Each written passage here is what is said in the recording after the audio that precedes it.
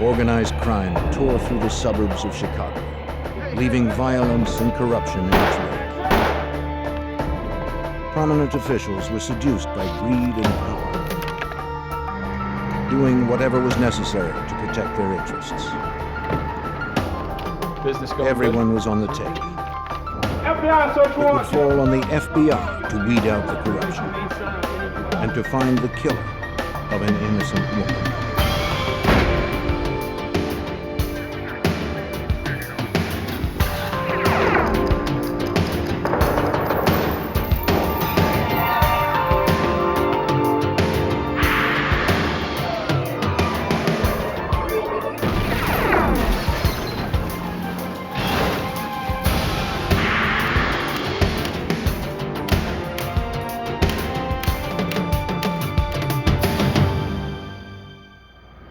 Willow Springs, Illinois seemed like any other quiet Midwestern community, but it was really one of the most corrupt places in the nation. This tiny village nestled just outside of Chicago was in the hip pocket of organized crime. I'm Jim Kallstrom, former head of the FBI's New York office. It was only a matter of time before corruption led to assassination and conspiracy. To end it required a federal sting operation of astounding complexity.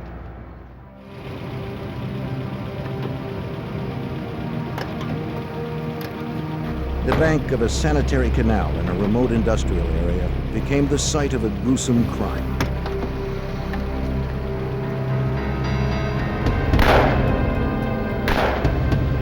The killers were quick and thorough.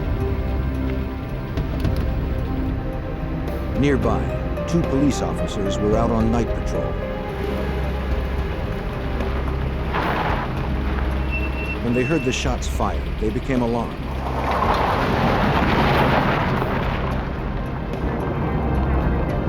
One of the officers drove towards the canal to investigate.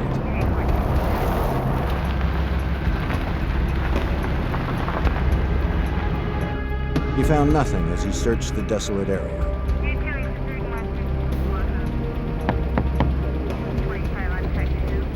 Hey, Chief. Also on the scene was Willow Springs, Illinois Police Chief Michael I Corbett. heard it earlier myself, and I've already checked the area, so it's He too saw nothing. I got it covered. See you later.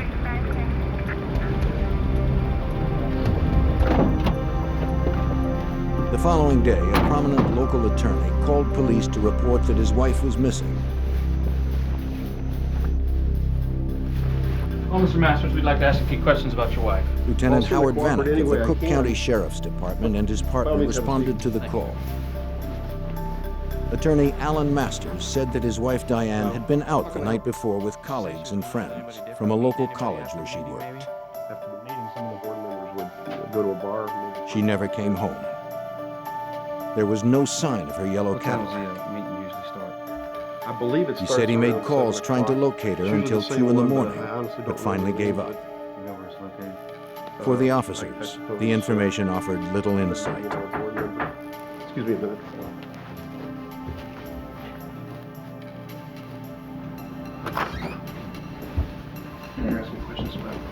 Lieutenant James Keating of the Cook County Sheriff's Department joined the officers. Yeah, by all means, you can sit down. Sir, we were just asking Mr. Masters questions about his wife's disappearance. He asked Masters if he could have a look around the Be house. happy to. Sure. You know, by all Masters means. agreed. No, not at He all. had nothing to hide. Have a seat. The officers continued their questioning. Anything else you can tell us? As far as I Reluctantly, know, Masters she's offered maybe some with her new lover, some information. professor, somebody works for the college. He suspected that his wife Diane had been having an affair. I have no idea Maybe who the he two is. lovers No, had I run don't- off together. I don't know who he is or what he looks like. I just have my suspicions. Excuse me, guys. I think we need to wrap this up. Lieutenant Vanek wanted to investigate further and look around the house himself. Sir, I think we need to take another look around in here. Husbands are always suspects when their wives I look disappear. around. There's nothing Sir, here. we need to look around. It's time to go. Something's missing here, Let's sir. go now. But Lieutenant Keating intervened. He Sir, wouldn't procedure allow is it. 2 investigators always check out the scene. In his I mind, think it's everything time had to checked go. out. Now. Let's Sir. go now. Vanek was upset. He didn't know why Keating would undermine his investigation. Outside, Keating confronted Lieutenant Vanek, telling him to back off. There's no cause of pressing As far as he was concerned, Masters was not a suspect. But Vanek didn't buy it, and he let Keating know. Just as the two men were about to explode, Willow Springs Police Chief Michael Corbett arrived at the scene. Look, easy. Come on, guys. Supposed to be on the same side. Come on, man. Keating would have the final word. Vanek, you're off the case. Forget it. You're off the case, man. You got that?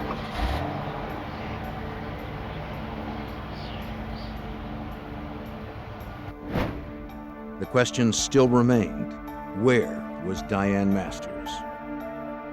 Her disappearance grabbed the media's attention.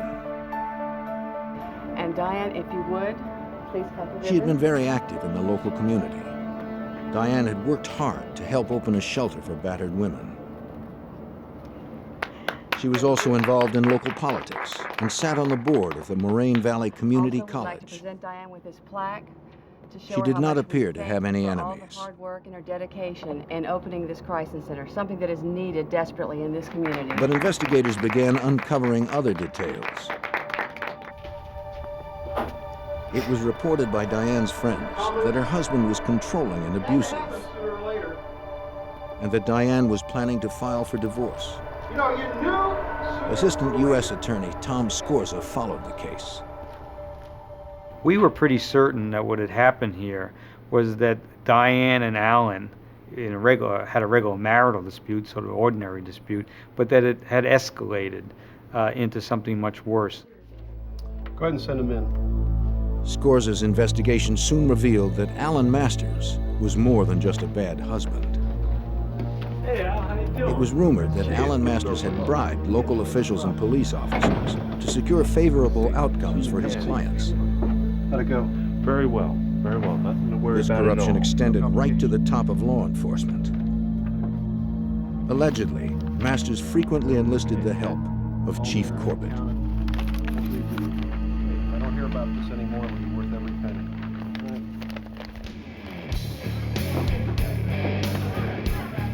It was also rumored that Masters and Chief Corbett were involved in safeguarding some of the Chicago mob's betting and prostitution rings, which were run out of show clubs throughout suburban Cook County.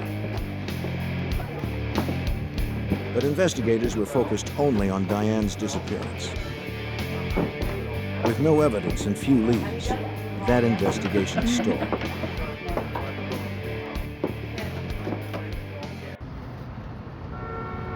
Unaware of Alan Masters or his wife's disappearance, the FBI had already begun an independent investigation into the mob-controlled rackets of the Chicago area. U.S. Attorney David Stetler worked with the FBI to help unravel the prostitution operation. At that time, there were a number of topless, bottomless joints that one could go to, and many of them were undercover fronts for prostitution. So you could go in, you could watch the naked girls dancing on the stage, and for a price, you could retreat to the back, either to a booth or a back room, and engage in one form of sexual activity or another with the dancers. The club owners knew that their customers would spend more on drinks and prostitutes if they could use their credit cards. But the patrons were reluctant. They did not want bills arriving at their homes or businesses with charges incurred from nightclubs with seedy names. The club owners found credit card transaction companies that were willing to process the charges using false but respectable business names.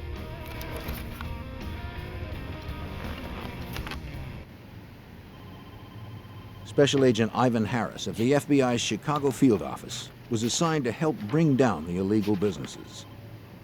The scam was using various companies in order to launder credit cards through their business to make it appear that businessmen were actually eating at a restaurant or using a limousine service to incur the charges when in fact they were charges for prostitution.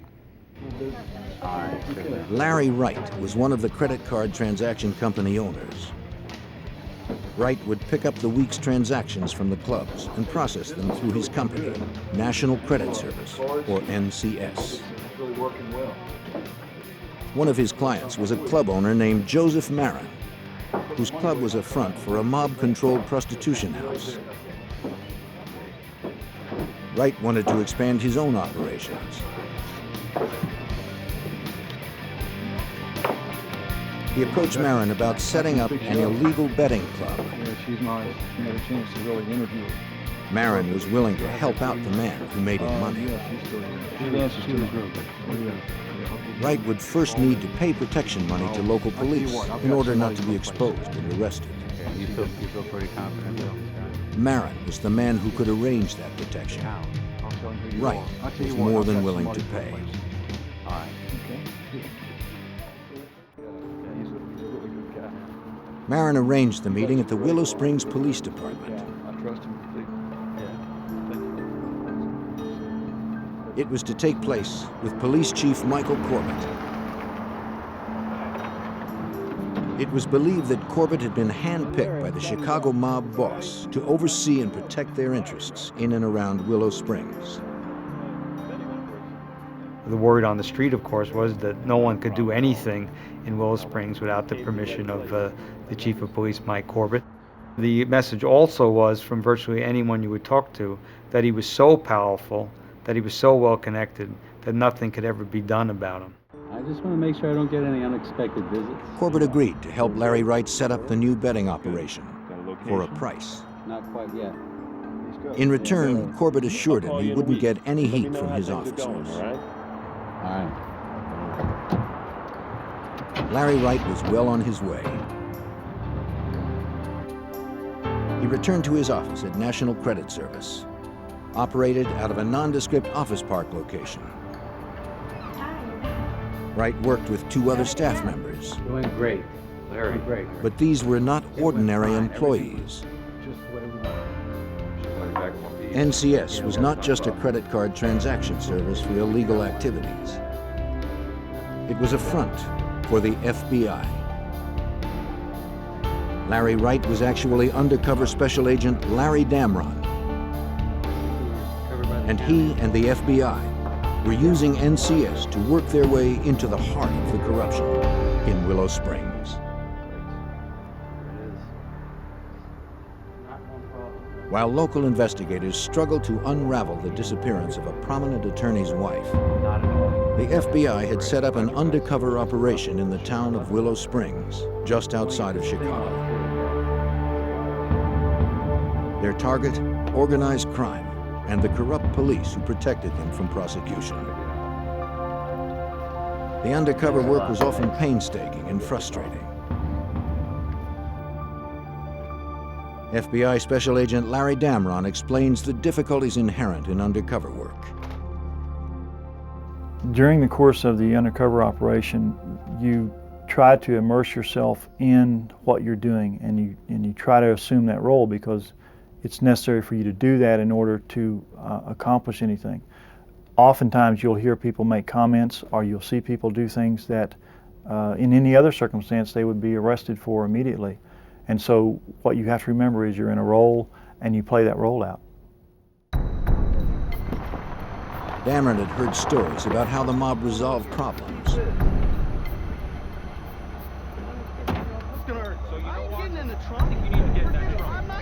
They were swift and violent, and their signature was unmistakable.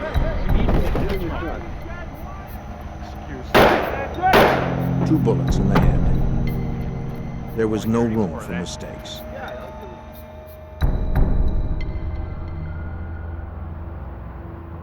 Victor Spilatro, a player in Chicago's organized crime, approached Damron at NCS. Though Victor himself wielded little power, his brothers held tremendous influence within the mob's hierarchy. Damron was starting to move into the center of the violent Chicago underworld. The Spilatros were one of the best-known names of mobsters in Chicago. The older brother, Tony, was the boss in Las Vegas. He represented the Chicago outfit for their interests in Las Vegas. Had been a prominent figure and had been widely mentioned in the paper as having been involved in murders and extortions and things like that.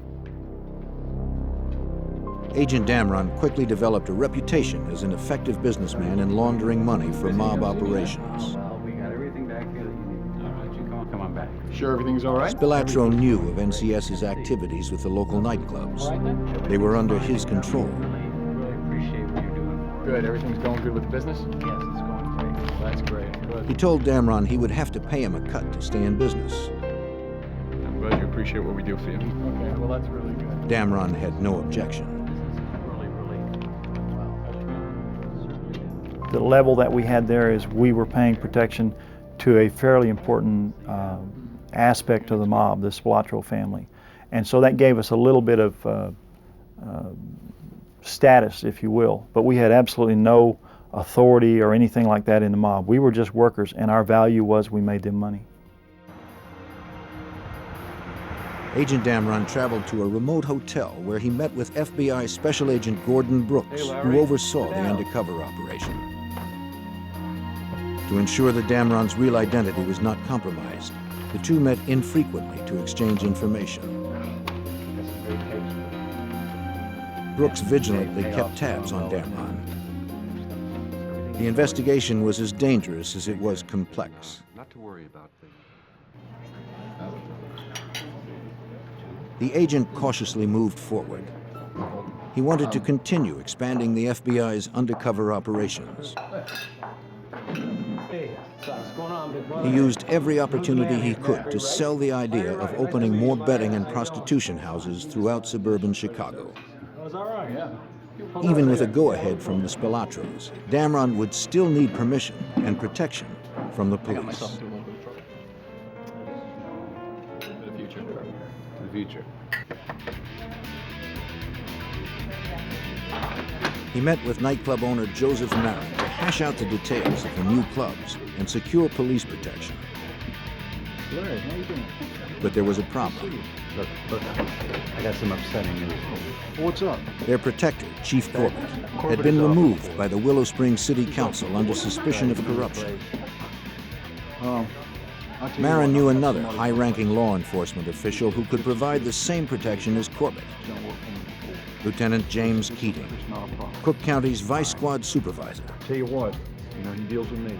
U.S. Attorney Tom Scorza was not surprised by the development. Keating's reputation was well known.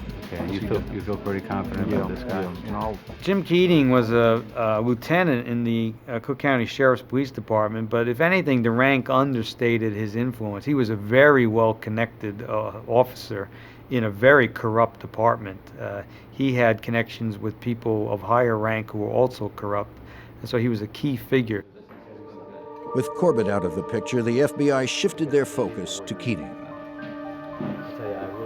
Damron met with him at a restaurant outside of Willow Springs. It allows me to really concentrate on my job. Keating said he'd have no problem helping Damron expand his operations. One thing we need to understand is if there's a situation that comes up. But any move Damron made would have to be approved by him. I make the decision when something goes down. He warned Damron to play it straight with him and his people. He told us that the one thing that he wouldn't tolerate was if someone double-crossed him. And he said if that happened, that they'd find us with our legs on one of the streets in the area and our head on another street in the area. As instructed by the FBI, Damron proposed another operation. A club that would be a front for prostitution. Hold on to this. He gave the lieutenant the first of many payments to ensure police protection. Looks like a bonus for the guys, huh? Before he left, Keating said he knew someone who might be able to help him. A lawyer named Alan Masters.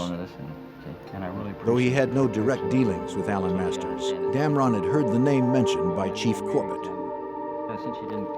Well, I knew that Masters was a well-known attorney on the south side of Chicago, that he had a tremendous reputation for being able to get things done, particularly in the local court system, and the scuttlebutt was that he wasn't reluctant to pay bribes or to deal with people however he needed to. Damron continued his meetings with his case supervisor, Special Agent Gordon Brooks. Damron needed to know everything he could about Alan Masters and his relationship with Keating and Corbett. Now, you're in with Corbett. He's dirty. The FBI and U.S. attorneys quickly established a hierarchy within this ring of corruption. Okay, you're making your way up to Keating? Right. I want you to... Corbett was the king in Willow Springs, but anytime he had to do something that involved the broader Cook County, he needed to get the permission of Keating. And Keating always had to check with the ultimate fixer, Alan Masters, to make sure everything could be handled at the court level. I can maybe get Masters interested. As the extent of Alan Masters' criminal activity became clearer, the FBI began looking closer at his possible role in his wife's disappearance. The two distinct cases were beginning to overlap, and Damron's objectives were broadening. Authorities call 3 counties still. He was a suspect in the disappearance of his wife. It was thought that if we could develop a relationship with him, there might be something there that would come to light and might be of some benefit to that investigation. Damron learned that Alan Masters allegedly made payoffs to several area judges in exchange for favorable decisions. Now, we need to have that hearing on the Sanderson case. It needs to go our way. Do we have an understanding of that, Judge? Agents speculated that Diane might have witnessed her husband's illegal activity and threatened to expose him.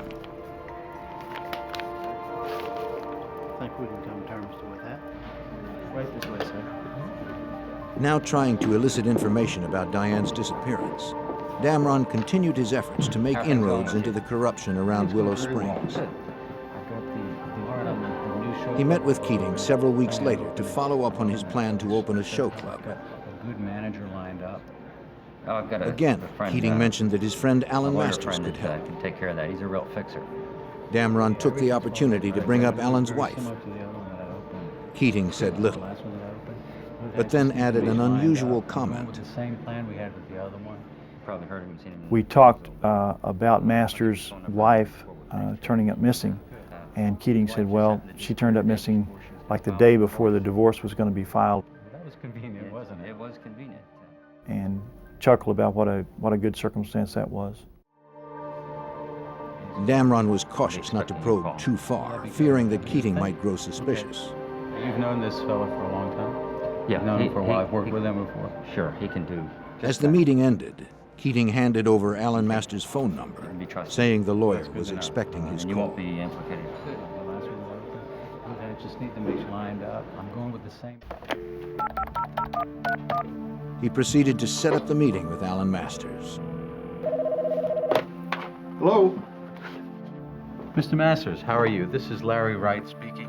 The attorney agreed to help push through all the necessary permits and legal documents, which meant bribing officials and securing protection. Yeah, we've been working pretty hard on it for a while now. Well, someone I think it'd be a pretty Masters good suggested location they get for what you're together. talking about. The meeting was set for the following week, Monday, December 13th. Okay, I'll look forward to meeting you then. I think we can maybe do some business. Okay, thanks. Bye.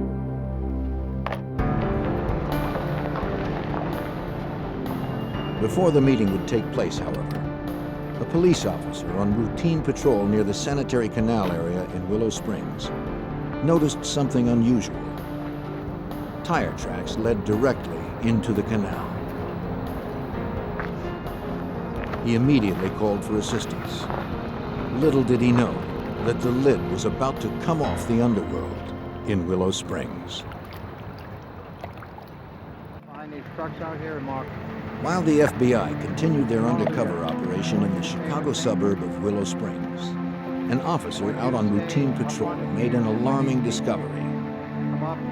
Tire tracks leading directly into the sanitary canal. Police officers and a dive team responded to the site. Overseeing the investigation was James Ross, an honest cop appointed by City Council to replace Michael Corbett as the police chief in Willow Springs. Though Corbett had been ousted from the department, his legacy of corruption remained.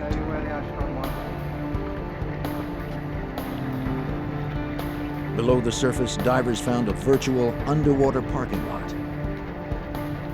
82 cars lined the bottom of the polluted canal. U.S. Attorney Tom Scorza believed he knew why the cars were there. And who could make a profit by allowing them to be dumped without a police investigation? Those are known as insurance give-ups, people who want to collect money on their car when the car is not worth very much anymore will find a way of losing the car and then reporting it stolen and collecting insurance. My belief was that Corbett had been the approver of all of the dumping of the cars in the Willow Springs Canal. By nighttime, a third car had been dredged up, a yellow Cadillac. The license plate on the vehicle, DGM-19, was well known in Willow Springs. It was the tag registered to Diane Masters. Lieutenant Keating of the Cook County Sheriff's Department arrived at the scene. Chief Ross was surprised that Keating, a vice cop, had been notified. He asked Keating why he was there. Keating had no response.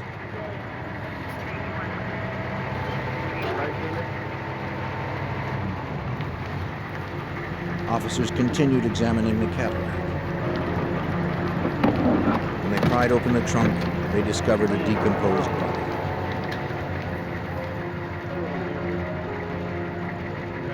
Ross immediately ordered that the car and the body be taken back to a city garage where they could be thoroughly examined for clues.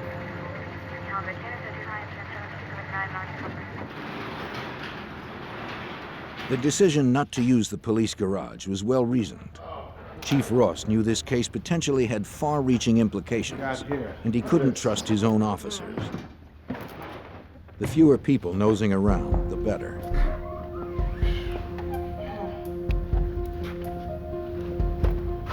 State police began to scour the car and the body for evidence.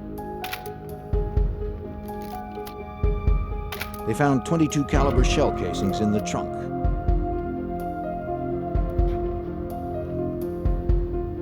The keys were still in the ignition.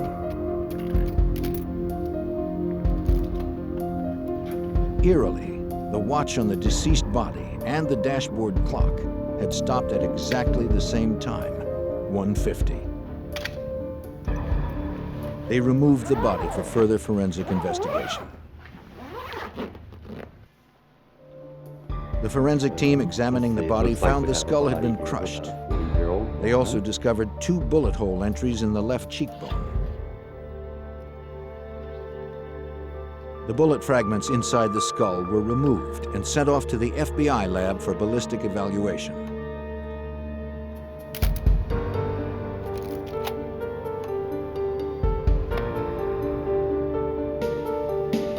Dental records confirmed what everyone believed. The body found in the trunk was Diane Masters. The 9-month investigation into Diane's disappearance was now a homicide investigation. Come on in. Chief Ross called in Cook County Detective John Reed to work the homicide. He was to team up with the FBI, who was now taking over the murder investigation. Detective Reed was not to trust even his closest friends in the department. He was told that through the FBI undercover operation run out of NCS, law enforcement officers were being investigated for corruption. And some had ties to Alan Masters, who was now a firm suspect in Diane's murder. All right. We were just talking about the... As Agent Harris and Detective Reed initiated their murder investigation, Agent Damron continued his undercover operation. Reed today to set up a time and place for our meeting. He called Alan Masters to confirm their meeting to set up the show club. I'm jammed. I expect to be in court all day tomorrow. I'm sorry. Well, Masters was evasive and next seemed week's distracted. Okay too, if that's okay with you. Maybe we can work something out then. Just give me some time. He canceled the meeting. Okay, thanks, Mr. Wright.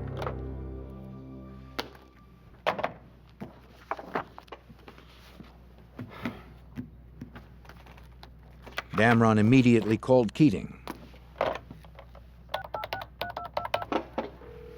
With the conversation being recorded by the FBI, he hoped Keating would explain why Masters was being evasive. No, I was wondering if you had any information on that. As I said, he's pretty busy. How about if you give me a call in 3 or 4 weeks? But Keating was cryptic. Maybe we can work something out then. He instructed Damron not to bother Masters. He had too many problems to deal with. Okay, bye. The new show club would have to wait.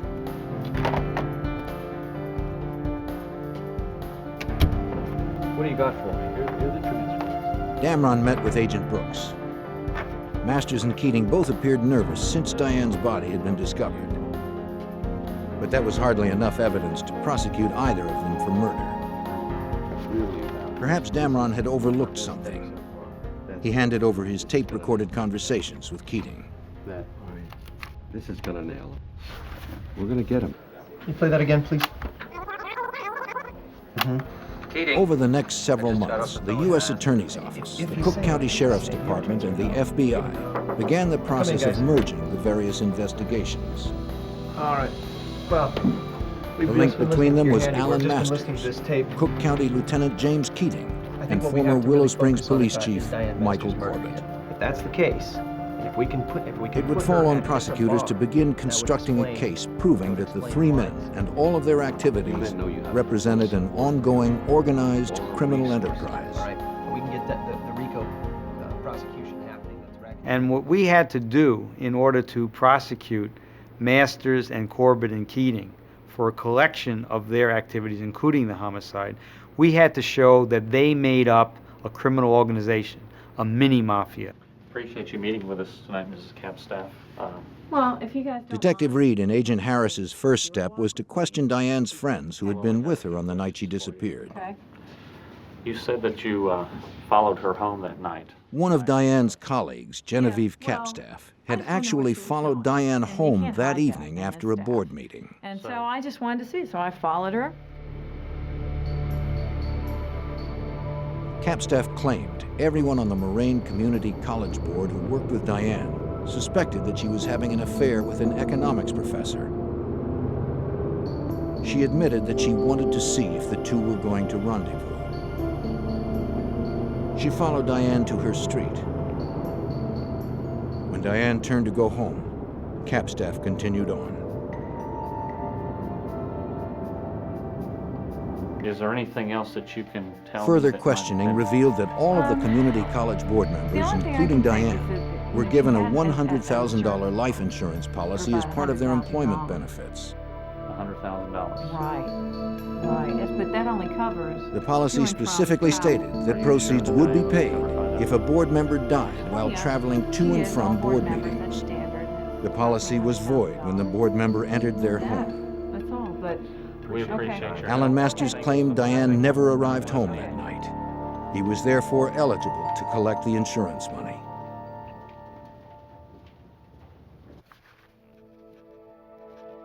Several months before Diane's body was discovered in the trunk of her car, Masters filed a claim with the insurance company. After filling out all the paperwork, he sent it off. Though Diane's fate at that time was unclear, Masters had a judge declare her legally dead. As a result, he was about to receive $100,000.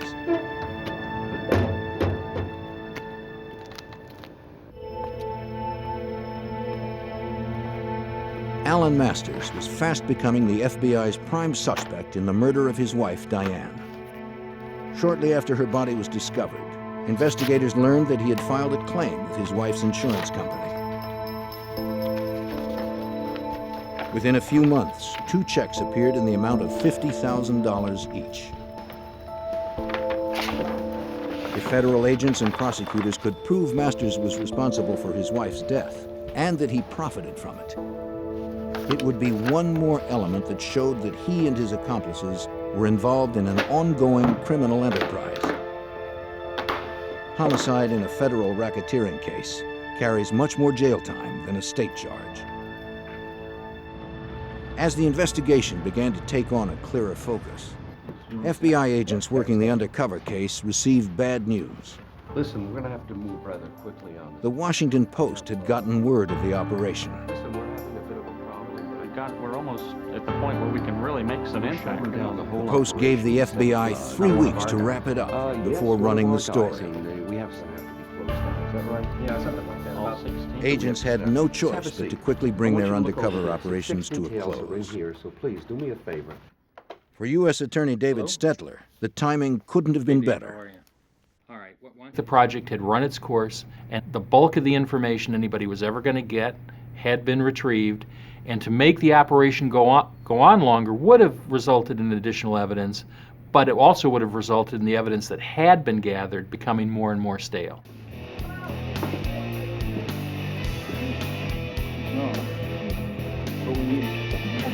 Agents had meticulously pieced together the web of corruption that extended to the nightclubs under mob control. Now it was time to shut them down. Yo, FBI, open the door. Open the door. The FBI hit all of the clubs on the same night with massive force. Several hundred officers and agents raided over a dozen clubs throughout Cook County, including those in Willow Springs. Stay right here. Go on in, fellas. Stay right here. Sit tight. We haven't done anything. All right, hands behind your back. Ain't helping anything. Shut up. Inside the clubs, federal agents were able to collect volumes of incriminating evidence. Hurry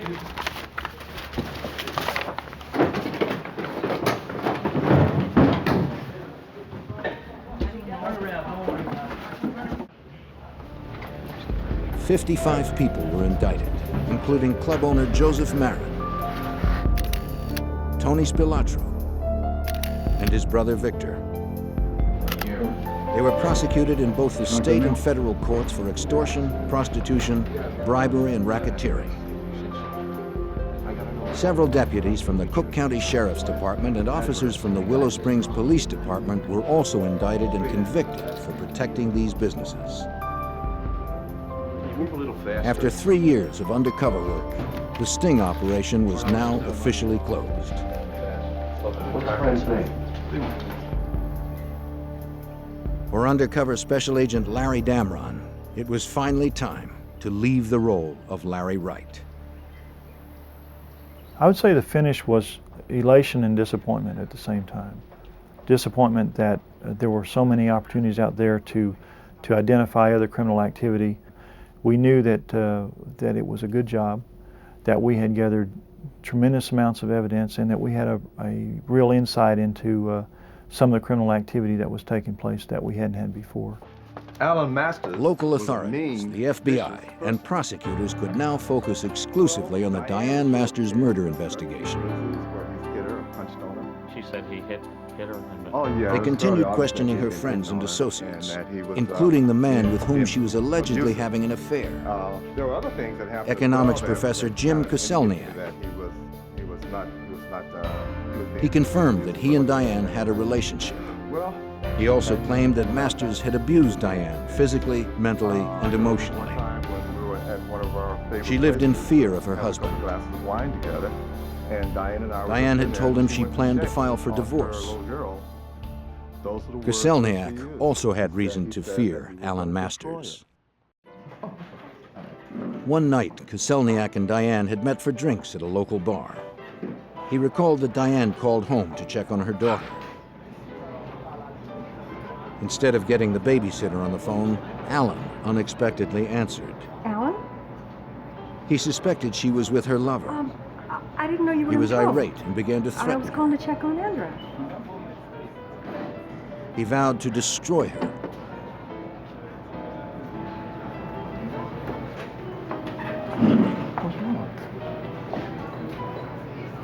Koselniak said Diane returned from the phone call and was very upset. He went to the bar for more drinks. There, a man suddenly confronted him and began firing off a series of questions. Yes, I did. The man never identified himself. 10, 12 years. What's your name? He asked Koselniak's name and where he worked. Koselniak. Koselniak.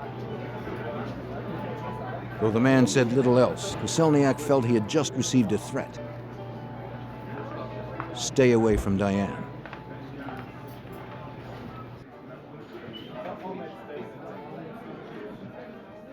And Koselniak would later recognize the man as Lieutenant James Keating. The restaurant. He said that on the night of Diane's disappearance, she had called him and warned him not to meet her for drinks.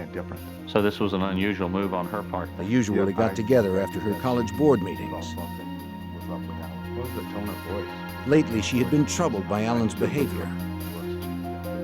That they were going to another restaurant. Selniak took her advice and canceled their plans. Met at the same place. He never saw Diane again. The meeting was always straight to RDG. As a matter of fact, they're on the way now. Agent Harris and Detective Reed continued to develop witnesses. Hey, let you come by. They discovered that Masters had hired a private investigator to keep tabs on Diane. That his wife Diane.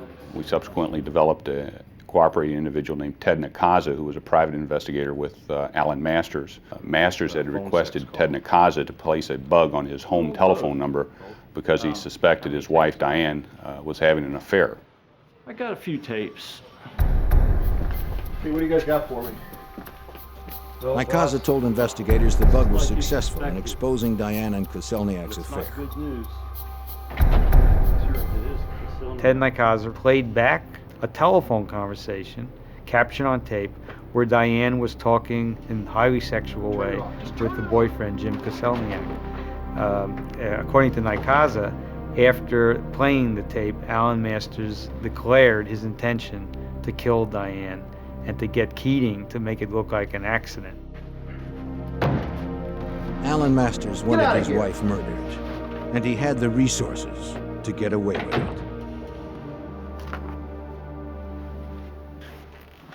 You gotta stay cool. The FBI and local authorities continued to uncover evidence against Alan Masters and his associates that pointed towards a conspiracy to murder Alan's wife, Diane. Through a private investigator hired by Alan Masters, Diane's affair had been exposed. Wife was cheating. Alan's rage was out of control. Yes. But investigators had no hard evidence to charge him with murder. After an exhaustive 5-year investigation, that was about to change. He intended to have Diane killed. They uncovered a Cook County Sheriff's deputy who was willing to talk. Agent Harris. Deputy Jack Bachman had startling information. Keating brought me into his Bachman office. had been too afraid of the consequences of coming forward on his own. Did he say any more? He claimed that he had been approached to kill Diane. The offer had come through Lieutenant James Keating. Bachman had a series of conversations with Keating, and ultimately Keating asked Bachman if Bachman would be interested in the job of actually stalking and killing Diane Masters. Bachman said Keating offered him $25,000 to carry out the hit. And, Michael Corbett, the chief of police, had already agreed to dispose of the body. Bachman declined the offer. No, sir, I'm sorry. I can't get involved in anything like that. No, no, sir. Through Keating, Masters had clearly solicited a murder. About this meeting we just had, and Well, no, but he did offer me $25,000. This was one of the final pieces Prosecutor Scorza needed to bring an indictment. He said he wanted to eliminate her. I said, what do you mean? What we were able to show is that when Alan Masters decided to kill his wife, he simply was able to turn to the two police officers that he'd already been working with on corrupt activities and criminal activities. And that made the homicide and the planning of it and the solicitation of it, it made it an activity of the criminal enterprise. The pieces had finally come together. And Diane Masters. Investigators put together a likely scenario of Diane Masters' murder. She said she heard something. Alan Masters had found a hitman to kill Diane and her boyfriend when they met for the usual drinks after her college board meeting. However, Diane didn't meet with Koselniak that evening.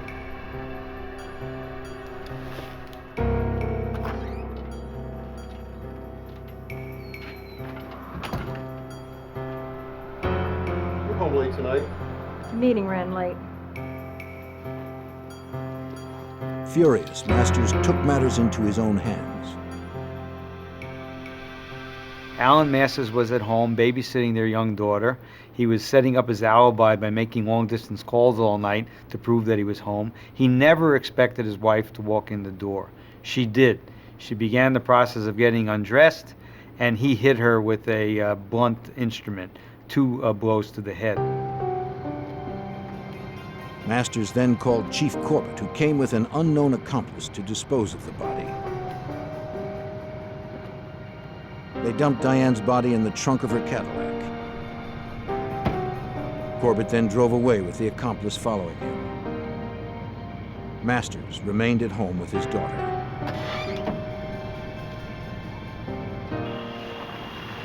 They drove to the remote sanitary canal.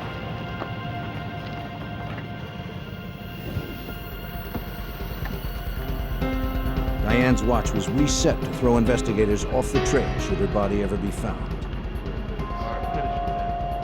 They then fired 2 shots into her head. They wanted it to look like a mob hit. They also reset the dashboard clock to 1:50. Alan Masters made sure that he was on the phone at the time to corroborate his alibi. Corbett and the accomplice dumped the Cadillac into the canal.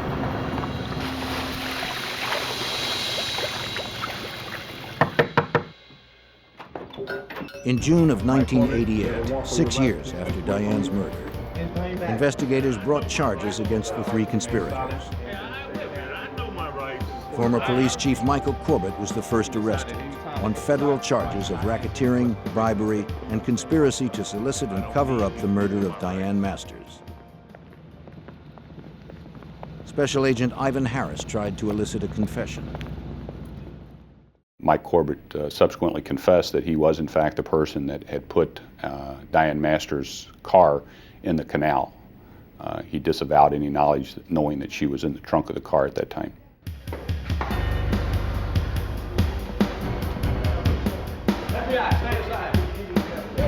Cook County Lieutenant James Keating was arrested next on the same federal charges. He too denied involvement in Diane's murder.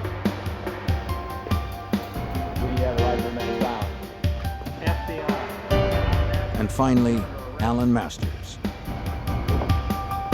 In addition to racketeering and bribery, the indictment against Alan Masters charged that he planned, solicited, and aided and abetted the murder of his wife. If you wish one. Prosecutors would not have enough hard evidence to charge any of the conspirators with the actual murder of Diane. Prosecutor Tom Scorza was able to successfully tie all of their criminal activities together for the jury. Masters was convicted on all counts. Collecting the $100,000 insurance money after having his wife murdered also made him guilty of mail fraud. He received a total of 40 years, effectively, to the end of his life. Former Chief Michael Corbett received 20 years. James Keating was convicted and sentenced to over 30 years. The Masters case was special in my experience because there was no one single piece of evidence proving guilt. What there were 1,000 little pieces that made a mosaic. That was made the case intriguing. It made it very difficult to present. It made it a challenge to present to the jury, but it made a terrific story because in the end, the jury could see how one little piece from over here and one little piece from over there made a picture. And the picture was a plot among 3 fellows who had been involved in a lot of criminal activity to do their ultimate criminal act, murder Diane Masters. Watch yourself. The undercover investigation that Agent Damron oversaw, and the work of several other FBI agents, exposed a deeply rooted corruption throughout Cook County and brought it to its ultimate demise. By weeding out these pockets of corruption, the people living in the suburbs of Chicago no longer have to live with the lawlessness that threatened to destroy their community.